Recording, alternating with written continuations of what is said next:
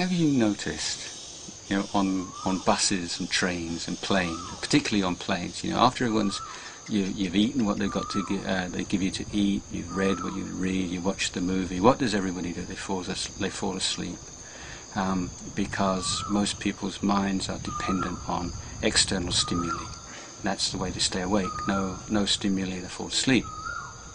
So this inevitably is a problem when you meditate, when your meditation object is not incredibly exciting, and it's intentionally unexciting. So what happens is your mind shifts between two modes, that of agitation and sleepiness. You finally get through all the agitation, you see finally, now you're getting somewhere, and you get dull and drowsy and maybe fall asleep.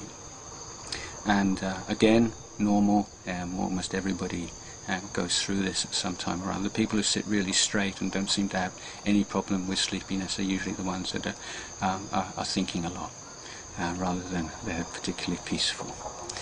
And so what do? Well, one thing is you don't panic, you don't get depressed, you don't think that you're hopeless. You think, yeah, well, this is the way the mind is, it's like this. We never built up that kind of strength to be alert, bright and awake in the present moment without external stimuli. Now's the time to learn. Now, one of the practical bits of advice I would give you is that before we become really sleepy and dull, to the extent we're nodding or the situation gets really out of hand, there are some more subtle signs. And so if you're really sensitive to what's going on in your body and in your mind, moment by moment, then you can nip it in the bud.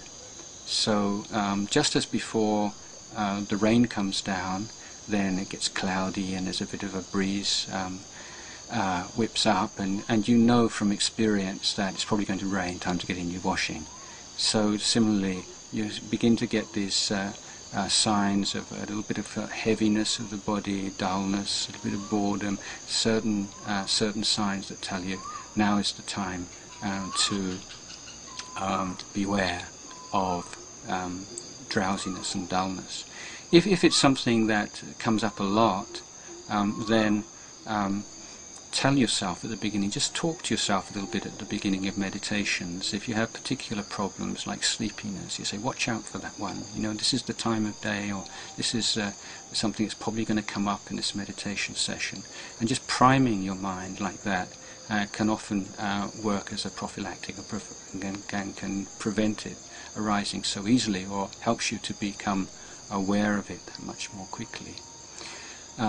Another method is to use the perception of light.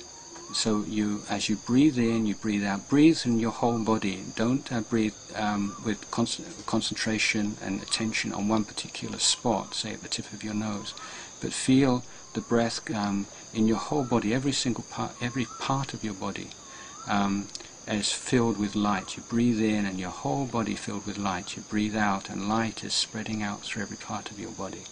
So you're directly countering the dullness and the darkness and the heaviness and sloth and torpor with the perception of light. One other technique that you may use is to leave the breath altogether and to adopt a meditation technique which uses discursive thought. The metta meditation can be very good for this purpose, in that it can bring up some very strong positive feelings very quickly. But one in which you give the mind something to do, you give it some work. You say, okay, if you're dull, you're bored, you want something a little bit more interesting, okay, I'll give it to you, but it's got to be something that lies within the sphere of meditative contemplation. So these are just a few short recommendations for dealing with sleepiness.